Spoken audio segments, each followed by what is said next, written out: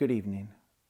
Obviously, no one could have expected that coronavirus would have taken my mother's life away so soon, and it's been a shocking realization with each passing day. Before I reflect on my mom's life, I want to first recognize the medical professionals who have fought so heroically for so many people's lives during this terrible pandemic. Thank you for your indulgence in allowing me a few minutes to speak with you about my mother, Nathashia. I would like to thank all of my family and, of course, all of her friends, but also the people who made it possible for everyone to be able to join, if only even for a short while, in order to celebrate my mom's life.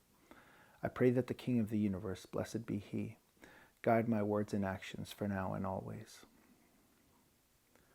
Medically trained professionals have been at the critical forefront of people's lives in every generation around the world for quite some time. And today, in order to go forward as medical professionals, every one of them must undoubtedly look back to those who paved the way while clothed in thought and dreaming of a future where patients were properly cared for. Not only to their professors, but also to the early contributors and practitioners of medicine, such as Hippocrates in Greece, Avicenna in Persia, and Maimonides in Cordova, Spain, deserve a great deal of thanks for setting the foundations of medical care.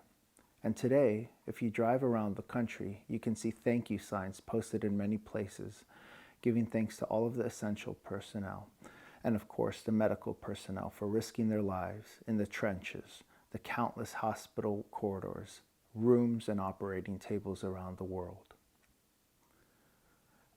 The ancient philosopher and scientist Aristotle is quoted as saying, "Educating the mind without educating the heart is no education at all."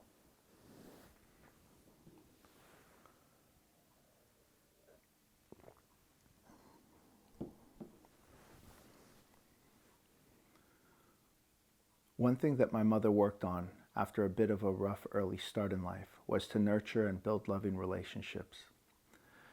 More than just trite quips about love, I will say with certainty that she was supportive, a collaborator, energetic, impassioned, and so many other words which describe her to so many people. She demonstrated her loving nature through actions and not just cheap talk. A mother, a daughter, and many other things. But at the heart of her story, she was a sister to all. Like others who've had his or her own share of ups and downs, she collected her share of scars, but kept along, trying to grow from hurt, the vulnerabilities in life, the victories, and personally for her own sake. She sought out intellectual and spiritual companionship, friendships, new hobbies, and clubs. Perhaps it's better to refrain from all comparisons, ideas, and anecdotes, and try to imagine Nathashia the way each and every one of us remembered her. Let's take a few moments now in our own quiet to remember her.